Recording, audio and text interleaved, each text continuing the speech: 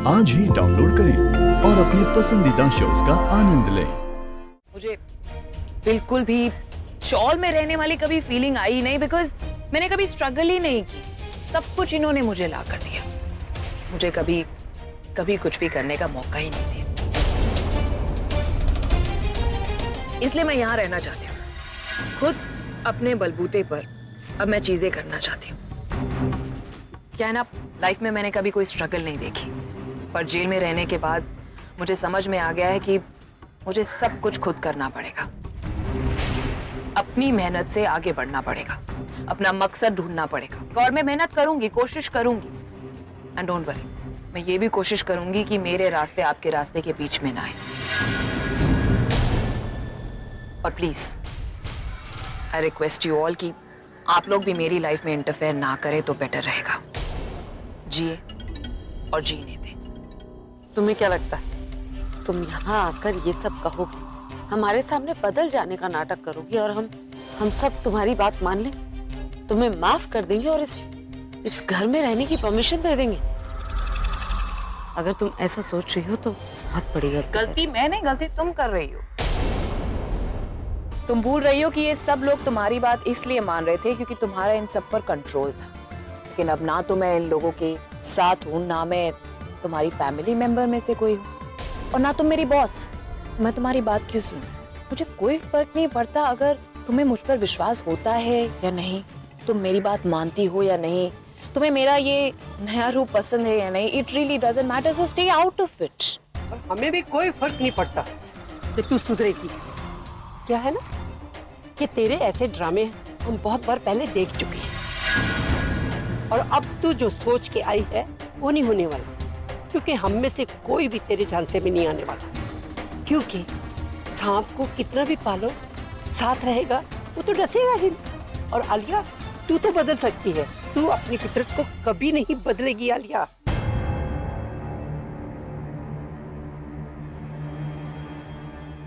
अभिषेक प्रेम मेहरा की दादी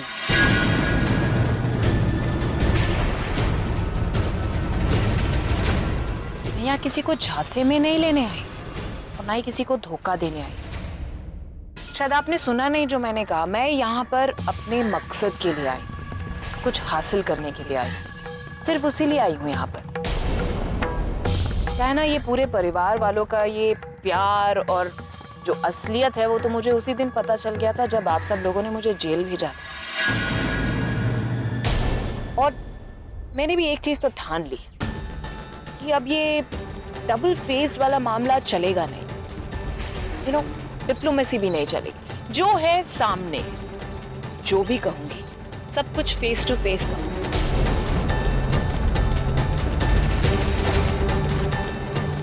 फिर चाहे वो अच्छा हो या बुरा।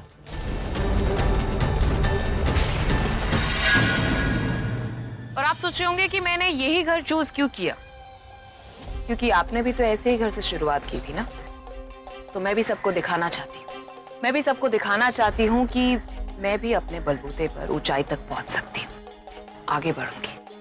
आई नो आपके जैसा टैलेंट नहीं है मुझ में, लेकिन हाँ, विल पावर बहुत है, आपसे तो कहीं ज्यादा।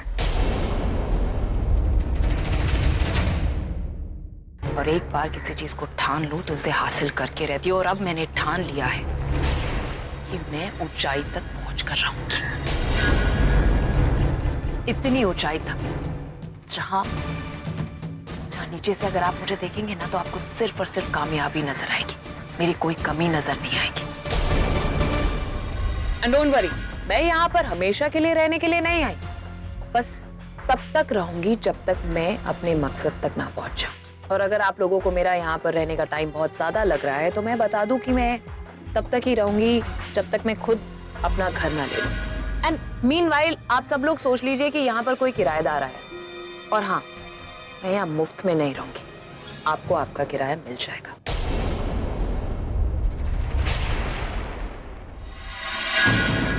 तुम अगर अपने ही दम पे कुछ करना चाहती हो तो ये घर क्यों? किराया देने के लिए तो तुम्हें और भी कई जगह मिल जाएगी, तो यहाँ वापस क्यों?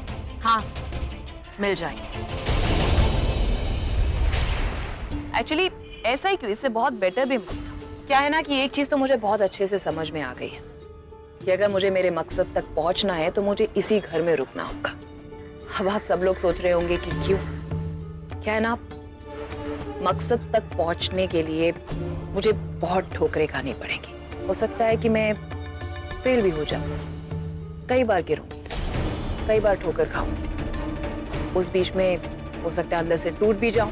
लेकिन जब भी ऐसा होगा, जब भी मुझे लगेगा कि अब मुझसे नहीं होगा या अब मैं और नहीं कर सकती, तब मुझे सिर्फ एक ही चीज करनी होगी।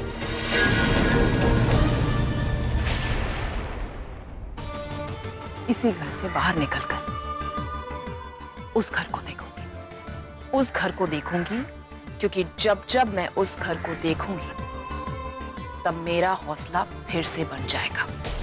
मेरा मकसद मेरे सामने खड़ा होगा कि मुझे ठीक इसी बंगलो के सामने अपना बड़ा बंगलो बनाना है, इससे भी बड़ा। इसलिए मेरा इस आउट हाउस में रहना बहुत जरूरी है। और अगर आप लोगों को मेरी ये वजह समझ नहीं आ रही है तो इसे मेरा हक समझ लीजिए। क्या है ना, ये हक मैं लड़कर भी ले सकती थी, लेकिन मैं लड़ना नहीं चाहती। इसे मेरी रिक्वेस्ट मान लीजिए और मैं रिक्वेस्ट करती हूँ कि प्लीज मुझे इस आउट हाउस में रहने दीजिए। और हाँ, ना मैं आप लोगों को परेशान करूंगी और मैं यही चाहती हूँ कि ना आप लोग मुझे परेशान करें। ना मैं आपके घर में आऊंगी, ना आप लोग यहाँ पर देखने आए कि मैं जी रही हूँ या मर रही हूँ, क्योंकि अगर मैं मर भी रही हूँगी तो भी मैं आप लोगों से हेल्प नहीं मांगूंगी।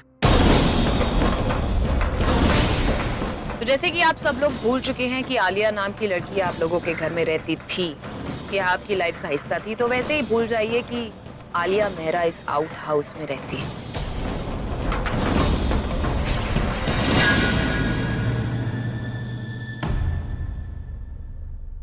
जब ये कह रही है कि घर में नहीं आएगी तो ठीक है ना, रहने दे उसको यहाँ पर, क्या फर्क पड़ता है। हाँ हाँ ठीक ही तो कह रहे हैं ये। अरे कुछ भी हो, है तो तेरी बहन ही ना। अब लड़की है, कहाँ जाके रहेगी ये बाहर? अगर ये बाहर जाके रहेगी तो लोग कहेंगे कि अभी की बहन है और देखो बाहर की ठोकरें खा रही। और हम किस किस को बताते फिरेंगे कि हमने इसे क्यों घर से बाहर निकाला। अब घर की इज्जत को बचाने के लिए इसे घर में ही रखते हैं ना।